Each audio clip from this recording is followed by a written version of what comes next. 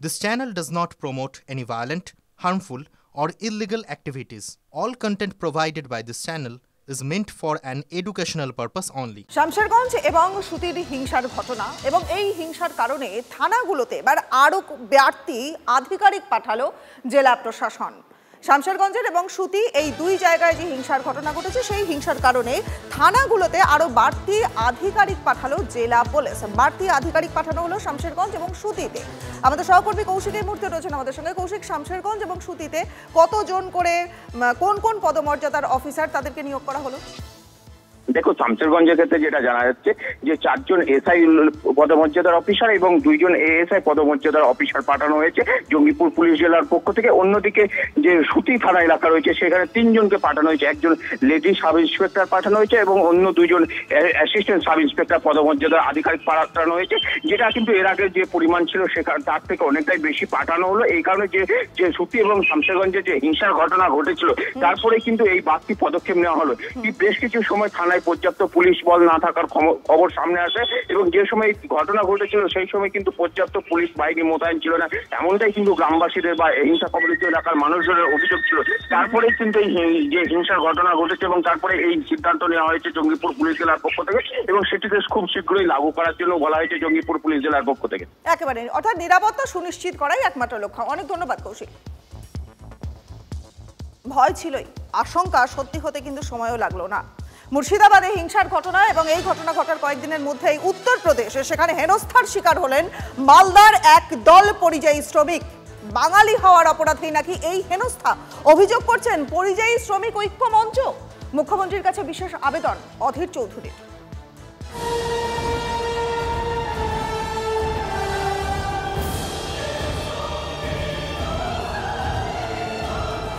হিংসা জ্বলল মুর্শিদাবাদ।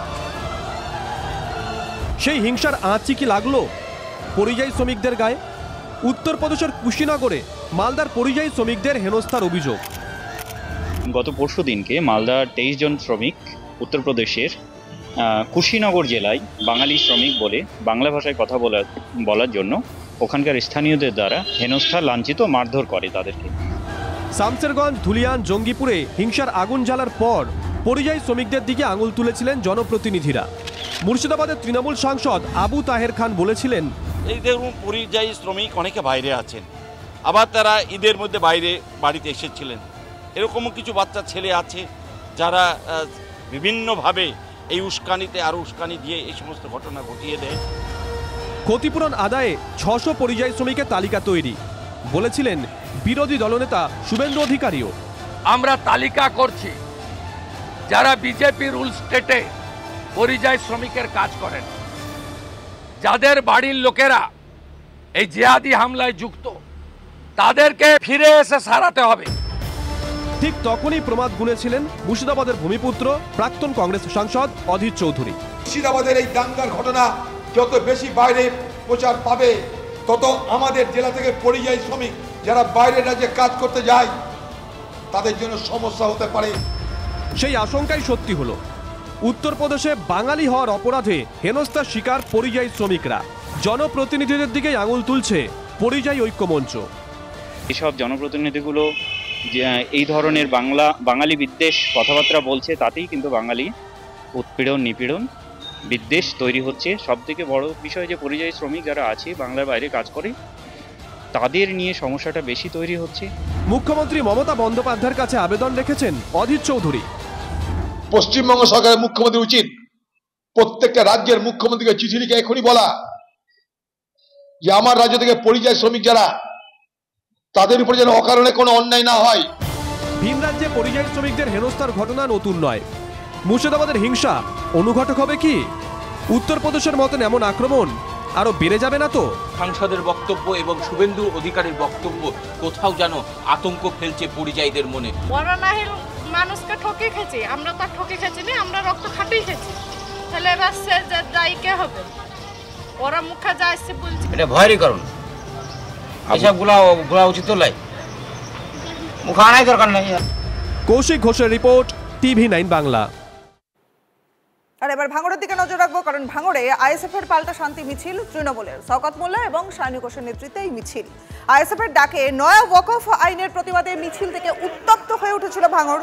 পুলিশের উপরে হামলার অভিযোগ ওঠে, গাড়ি পুড়িয়ে দেওয়ার অভিযোগ ওঠে। আর আজ পাল্টা পথে নামলো তৃণমূল কংগ্রেস। হিংসার থাবা থেকে বাঁচতে নদী পেরিয়ে পাশের জেলাতে আশ্রয় নিয়েছিলেন 500-র বেশি মানুষ। তারা উঠেছিলেন বৈষ্ণবনগরের ক্যাম্পে, আর সেই পথ ধরেই তাদের আবার ফেরত পাঠানো হচ্ছে মুর্শিদাবাদে। পুলিশ ভিডিও হাত পা ধরে বলছে তারা বাড়ি ফেরানোর চেষ্টা করছে। আমরা বিএসএফ ক্যাম্প চাই বলছেন হিংসা বিধ্বস্ত এলাকার মানুষজন।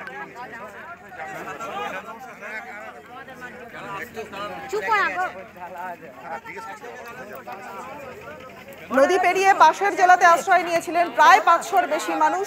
তারা বৈষ্ণবনগরের ক্যাম্পে উঠেছিলেন এবং সেই ক্যাম্প থেকে আরও একবার তাদেরকে সেই পথ ধরেই ফেরত পাঠানো হচ্ছে মুর্শিদাবাদে। পুলিশ বিডিওর তৎপরতায় মুর্শিদাবাদে ফেরত পাঠানো হচ্ছে তাদের, কিন্তু সেখানকার ঘরছাড়ারা তারা বলছেন তাদের স্থায়ী বিএসএফ ক্যাম্প চাই। হিংসা বিধ্বস্ত এলাকার মানুষজন তাদের বক্তব্য স্থায়ী বিএসএফ ক্যাম্পের। আমরা কি গ্রামের লোক বলছে, আমরা পুলিশ ভিডিও খুবই চাপ দিচ্ছে, তোমরা এখান থেকে চলে যাও। হাত পা ধরে পড়ে যাচ্ছে আমাদের গ্রামের লোক, তোমরা চলে থাকতে পারবে না। না, ও 2 দিন থেকেছি, তারপরে বলতে লেগেছে বাড়ি চলো বাড়ি চলো, ওইখানে সব হবে, সব করে দিব। আমি সব চাই না, আমরা বিএসএফ ক্যাম্প চাই। সব দিব ফিরিয়ে, যেটা হয়েছে আমাকে মেরে কেটে খেয়ে নেবেন, মেরে ফেলে দেবেন, দিয়ে নিয়ে যাবেন আমরাকে। আমরা কী করে খাবো এখানে? আমরা সব দিব আমরা নিব না, আমরা বিএসএফ ক্যাম্প চাই। বলছে নিজের বাড়ি যাও তোমরা, সে বলছে। কে বলছে এটা? প্রশাসন, পুলিশ। কি মানে কিভাবে বলছে ওরা? বলছে কি আমরা তো বলেছি আমাদের বাড়ি ঘর তো নাই, আমরা কি করে যাব, কোথায় থাকবো? তো বলছে নিজের বাড়ি যাও, নিজের বাড়ি যেয়ে কোনো ব্যবস্থা হবে, এখানে থেকে কোনো ব্যবস্থা হবে না। জোর জবরদস্তি বলতে এই তো এইগুলো বলেছে কি বাড়ি চল যাও। রাজ্য প্রশাসনের মুরদ নেই দাঙ্গাবাজদের আটকাবে। রাজ্যের মুখ্যমন্ত্রী সাহস দেখাতে পারেননি। চড়া সুরে আক্রমণ সিপিএম এর রাজ্য সম্পাদক মোহাম্মদ সালেমের। রাজ্যের প্রশাসনের মুরদ নেই এই দাঙ্গাবাজদের আটকাবে, তার জন্য লাল ঝান্ডাকে মজবুত করতে হবে, ডান্ডাগুলোকে একটু মোটা করতে হবে। তবেই আমরা বুদ্ধদেব ভট্টাচার্যের ভাষায় বলতে পারবো এ রাজ্যে যারা দাঙ্গা করতে আসবে তার মাথা ভেঙে গুড়িয়ে দেওয়া হবে। এটা রাজ্যের মুখ্যমন্ত্রী সাহস করতে পারেন না। এই বাংলার বুকে জ্যোতি বসু বলেছিলেন যে আজকে গোটা পৃথিবী মানে, যে গোটা দেশ মানে। তাকে জিজ্ঞেস করা হয়েছিল দাঙ্গা কেন হয়? জ্যোতি বসু বলেছিলেন সরকার চাইলে দাঙ্গা হয়, আর সরকার না চাইলে দাঙ্গা হয় না।